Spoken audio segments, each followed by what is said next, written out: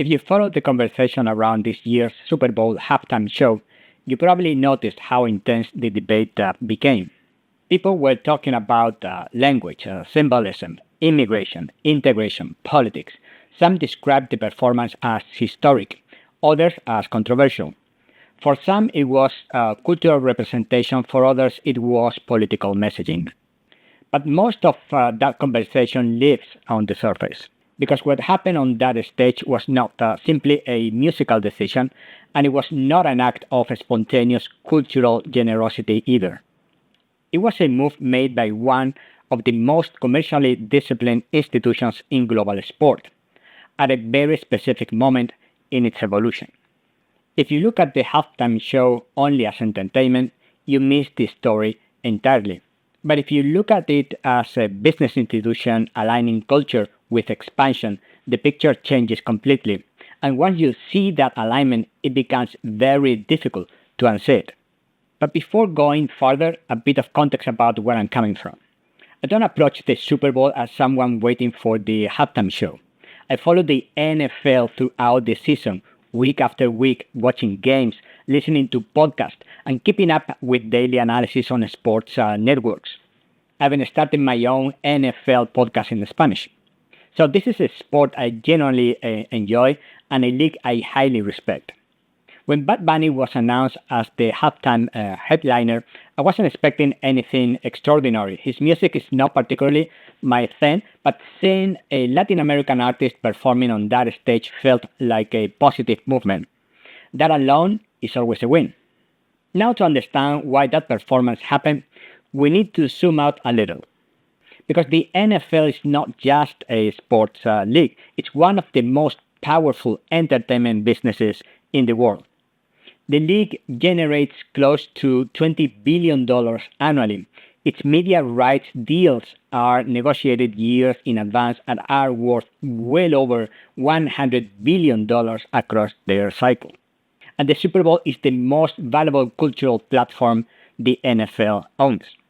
There is no other annual sporting event that concentrates global attention at that scale while remaining so tightly controlled by a single organization. Nothing that happens on that stage is accidental. To understand the halftime show today, you have to look at the last decade of the NFL. Because the league went through a period of intense cultural pressure. The Colin Kaepernick kneeling controversy exposed fractures within its audience and inside the league. Then the Black Lives Matter movement intensified the scrutiny around the league. Statements from the NFL were analyzed, questioned, and often criticized as insufficient. Suddenly, the NFL found itself at the center of a wider national debate about race, protest, and cultural leadership. What followed was not a dramatic transformation. The shift was quieter and much more deliberate.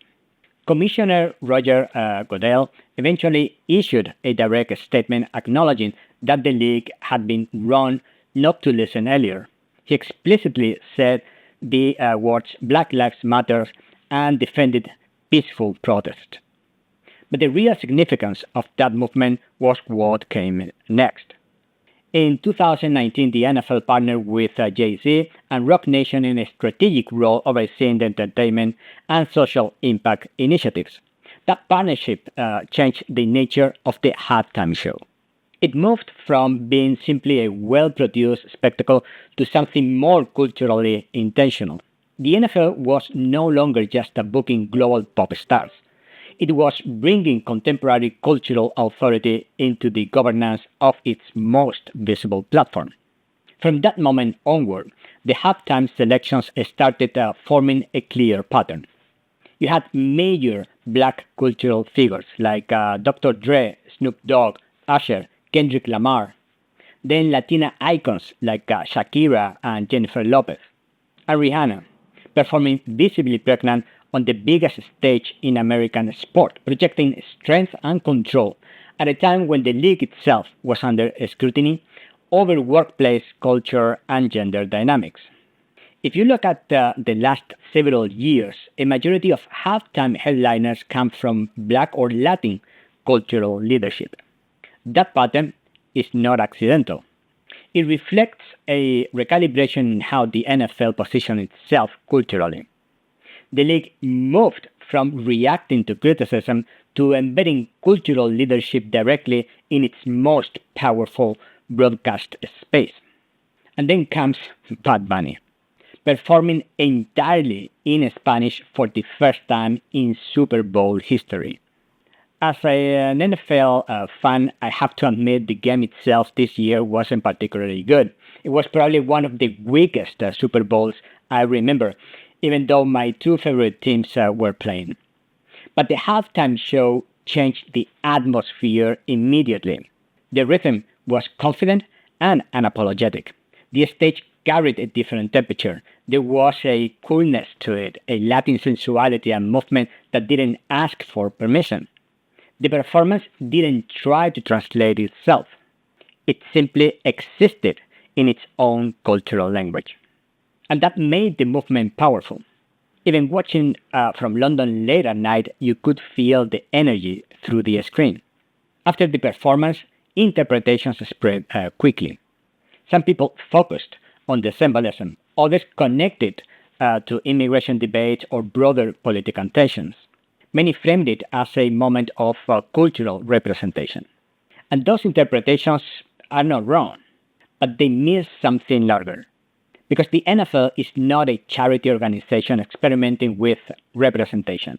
It's one of the most commercially efficient entertainment institutions in the world. Its scarcity model compresses value into a short season. Its centralized governance structure keeps the league aligned. Its media rights deals generate more than $10 billion every year. Franchise valuations continue to rise, with the average team now worth several billion dollars. An organization operating at that scale doesn't gamble with its most watched global event. It aligns it with growth. And at this stage of the NFL's evolution, growth no longer sits primarily inside the United States. The US market is already mature. There are 32 teams and domestic viewership is extremely strong. Revenue recently surpassed $23 billion with ambitions to reach $25 billion in the near future. But internal expansion has limits. The future lies beyond national borders. The NFL began expanding internationally in 2007 with its first regular season game abroad in London. Today the league stages games in Germany, Mexico City, Sao Paulo, Madrid, Dublin, and several cities are scheduled in upcoming years like Sydney or Paris. The NFL Global Markets Program now grants all 32 teams international marketing rights across more than 20 countries. This is not symbolic outreach, it's a structural expansion. But exporting American football is not simple. The sport is complex. It's rule-heavy and deeply connected to the American identity. You cannot simply export it and expect immediate adoption. You first have to reduce cultural distance. And culture performs that work much more effectively than marketing ever could. This is where the halftime show becomes strategic infrastructure. The Super Bowl is not simply a highlight watch. It operates in a completely different category of attention. Recent broadcasts surpassed 125 million viewers in the United States alone. When Bad Bunny performed, Spanish language viewership expanded. Telemundo reportedly gained more than 1 million additional viewers during the halftime window. Social media views exploded globally, with a large proportion of that engagement coming from outside the United States. Streaming platforms also recorded major spikes in Bad Bunny consumption immediately after the performance. Those are not symbolic cultural wins. They are behavioral signals. New audiences, cross-language expansion, and international distribution at scale. And this is what makes the NFL particularly interesting. The league has always mastered business innovation. It understands leverage, scarcity, and media economics better than almost any other sports organization. But business innovation protects revenue. Cultural leadership protects relevance. And very few institutions manage to align both. The NFL embedded black cultural leadership during a period of domestic recalibration. Now it embeds Latin cultural leadership during a period of international growth. Not as a decoration, but as part of the operating system. Most brands still struggle to understand culture. Some over politicize their messaging, others neutralize it into safe marketing language. The NFL did something totally different. It embedded culture directly into the architecture of its most powerful platform and allowed the symbolism to travel naturally. There is nothing contradictory about that alignment. Business growth and cultural recognition are not opposing forces, unless they are handled very poorly. When they are integrated wisely, they reinforce each other. A league can pursue revenue, international expansion, and competitive leadership while also acknowledging social realities, amplifying underrepresented voices, and reducing cultural distance. The sweet spot is not neutrality, and it's not activism for optics, it's coherence. What happened at the halftime show was not charity and it was not opportunism. It was an example of how culture, commerce, and social meaning can move in the same direction without undermining one another. So when people ask why Bad Bunny performed at the Super Bowl, the answer is not simply representation. The energy was real, the joy was real, the cultural resonance was undeniable. But behind that resonance was a league aligning culture, commerce, and international expansion in the same moment. And that alignment is the real story behind the halftime show.